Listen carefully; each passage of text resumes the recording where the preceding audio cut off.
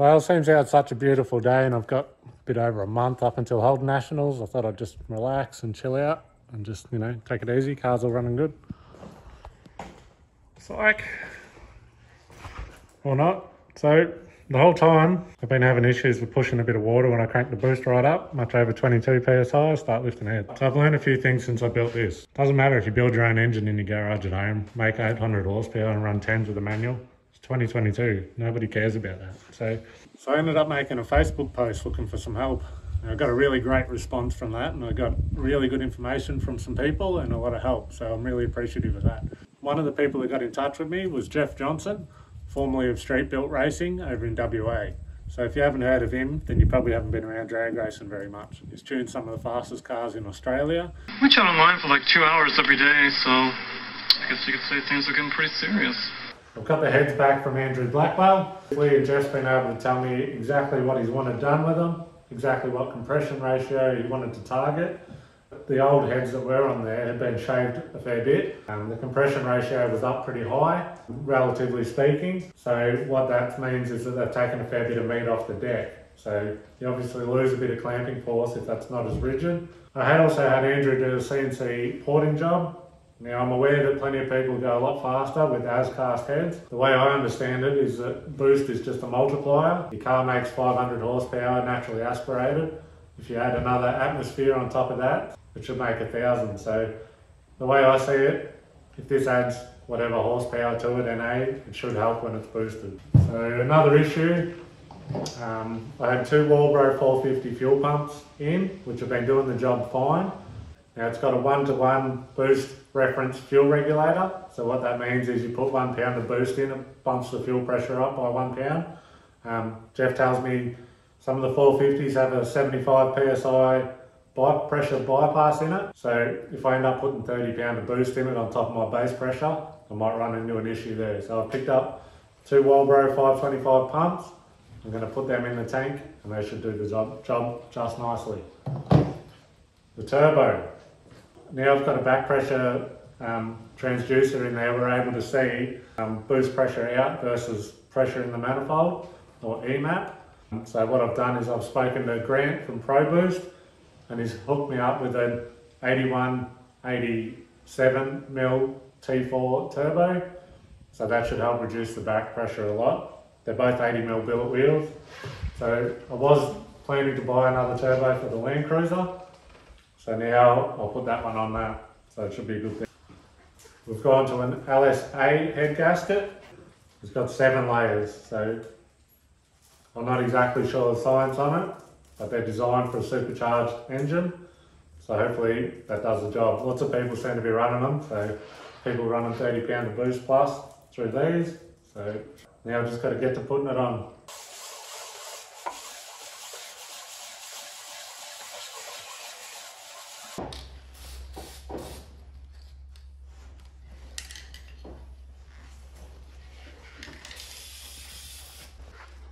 Alright, hopefully that didn't trigger too many of you. Quick update on the 80 while I'm over here. So the 5.7 out of my old Hilux is going to go in this. I've picked up the 4L80 gearbox. Got that, 80 series transfer. Just got to pull that converter off and get it modified or replaced to suit turbo. Bang her in, make some mounts and we're off. Just a bit struggling with time and money at the moment for obvious reasons.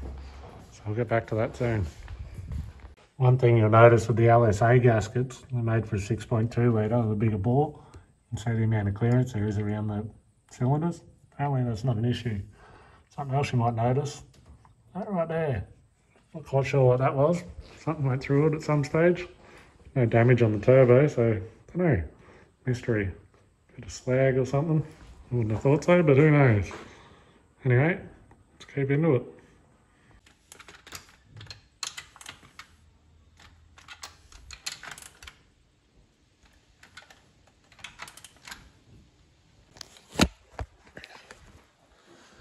As much as I'm always showing off the sunsets and stuff out of here, holy shit, it beams in hot on the afternoons. And there it is. Thank God the sun's gone. Shame it's freaking dark in here. Anyone know a good sparky?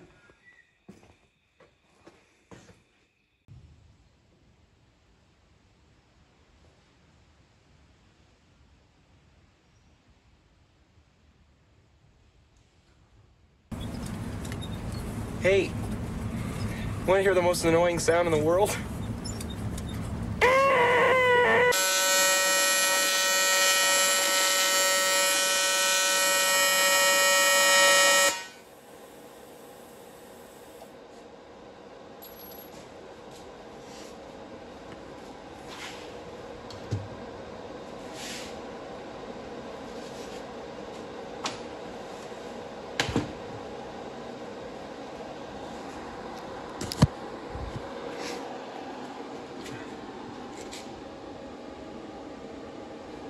Not too bad.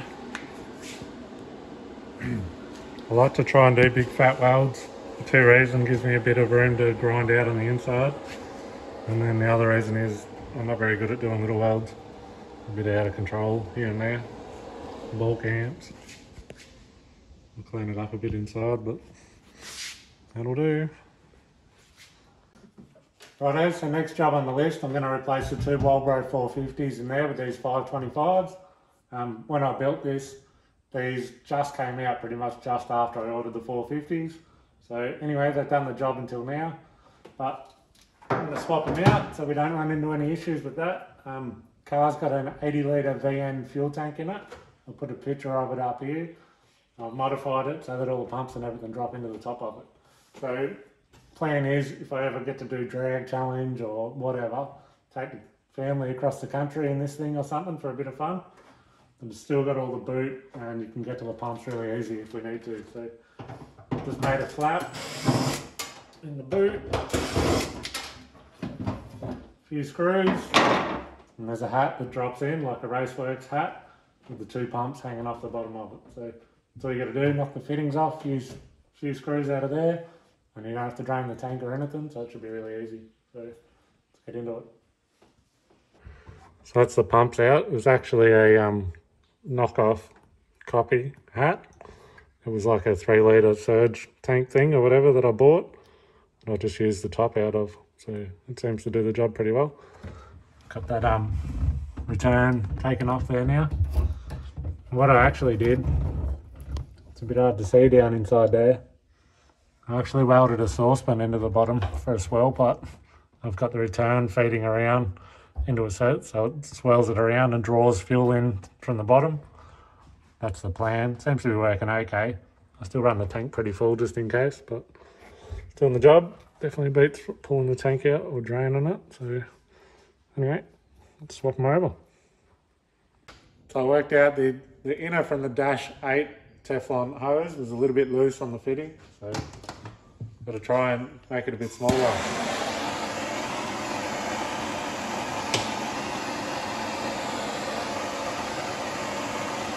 Eventually.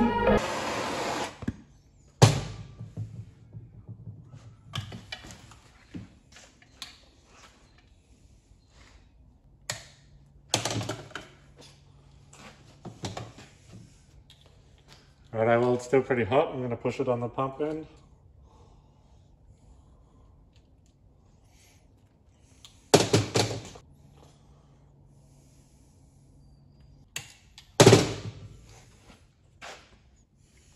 That's a real tight fit on there now. There we go. That's sort of like a press fit now. So hopefully it doesn't leak this time. So this section of road is where you test out how bad if it pig roots at all, because corrugations are about that high, about 200 metres. If you can make it through this without putting your face through the dash, you're doing pretty good.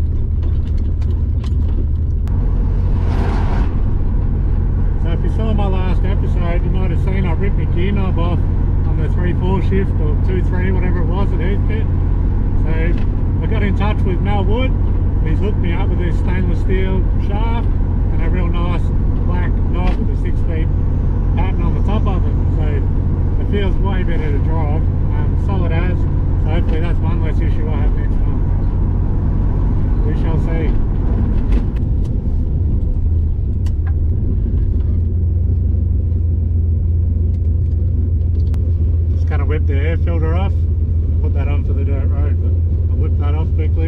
get some data, but it's already hit the cut, so we'll have to sort that out.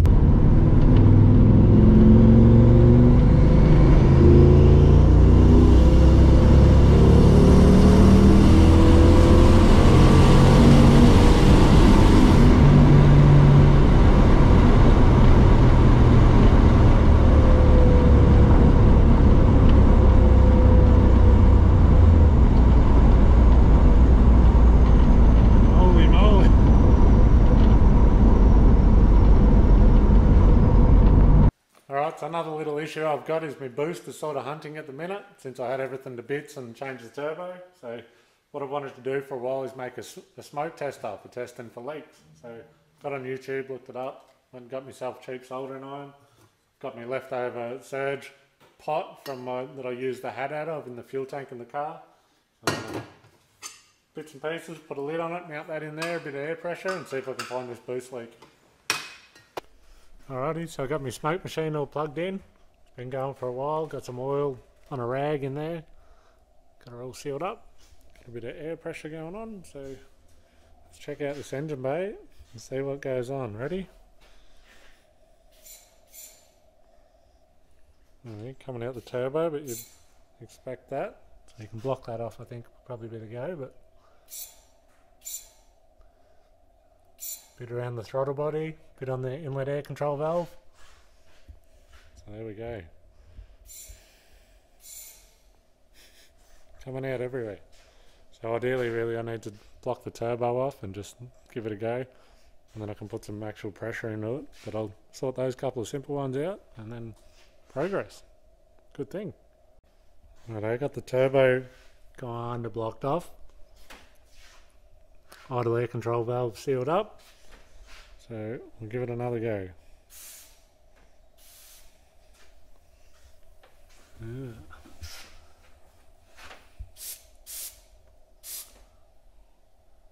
There's a bit coming out around the shaft by the looks of it on the throttle body.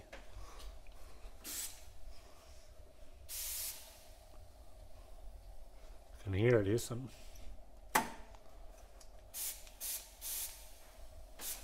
Yeah, there you go. So I'm only getting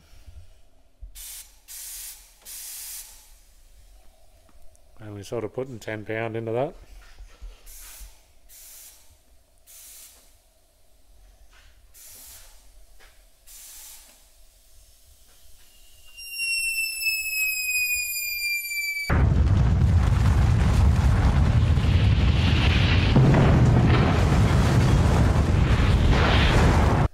Don't know that I'm going to be able to do all that much with that.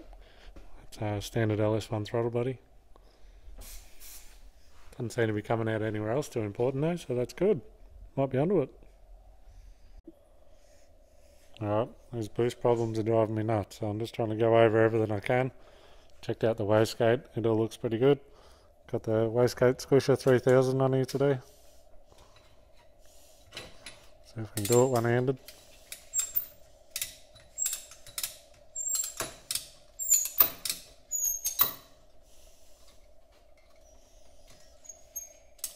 This is how you pinch a diaphragm. So as per usual, this car's been kicking my ass. I've just been trying to get the tune in and get a bit of basic data and that sorted out so we can start ramping up the tuning on it a little bit.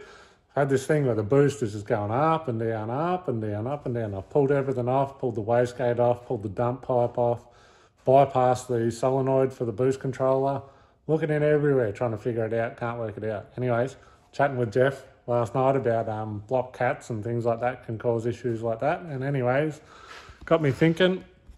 So, got the throttle body tied open.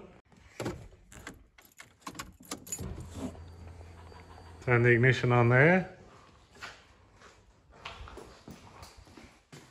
Just get that.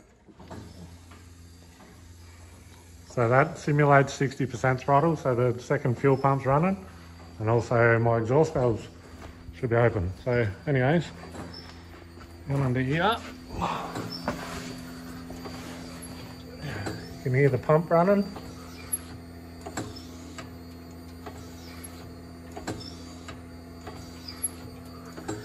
Now I wonder if that might explain something. They're very consistent up and down in the boost. Well, there we go. Bit of a glitch, so we'll work that out. Fingers crossed, that is it, because it's the 16th of February now. I've got till the 26th to go racing, so I need to get this thing dialed. So hopefully that's all it is. We're going to sort that out and into it.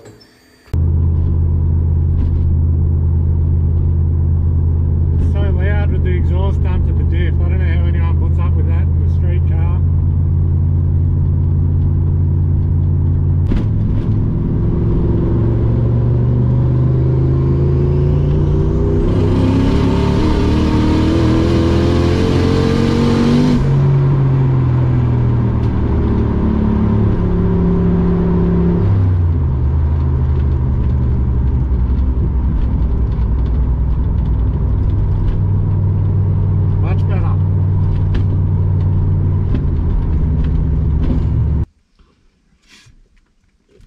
Rightio, we've solved the mystery. The boost now comes up, spikes a little bit at the minute, and then there's a nice flat boost curve that I can play around with. So thank God that's sorted. It's not doing these ones anymore. So awesome.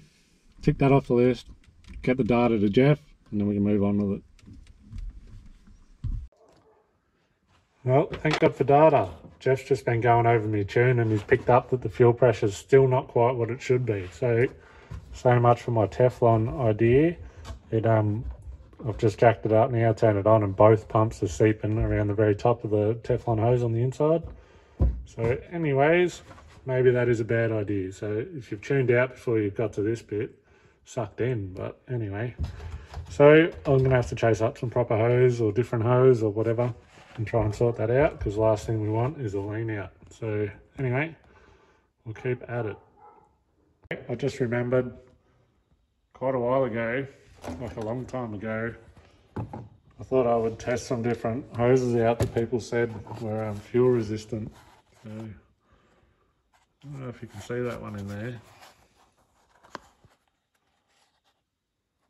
It's a bit of a fail, that one. It was obviously no good.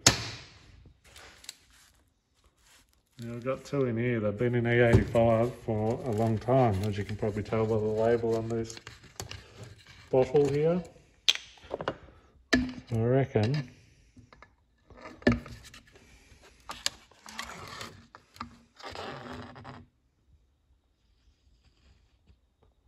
look at that. I think we might be onto a winner. We found the forbidden treat. Beauty. We're on. Righto, so hopefully my fuel pressure issue is sorted. I've got the rubber hose on there now, so I'm going to go out, try and get one 4th gear pull, try and get the data to Jeff, because it's the 19th now, so I've only got 7 days to get this tune sorted, get it in, and hopefully run a number. So anyway, we'll give her a rip and see what happens.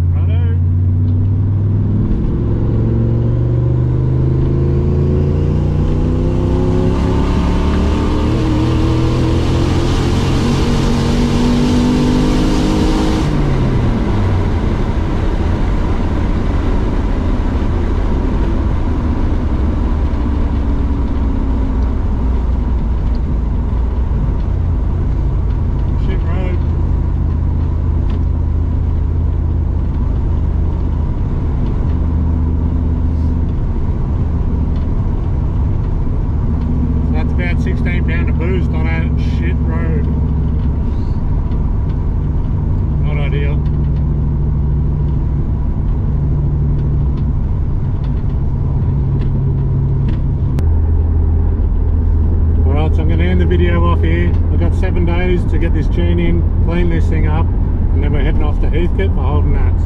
So Lance and the team have done an awesome job on the track. They've been non-stop working flat out. So can't wait to see the joint. Next video will just be solid racing and a good coverage of the Holden Nats. So make sure you follow.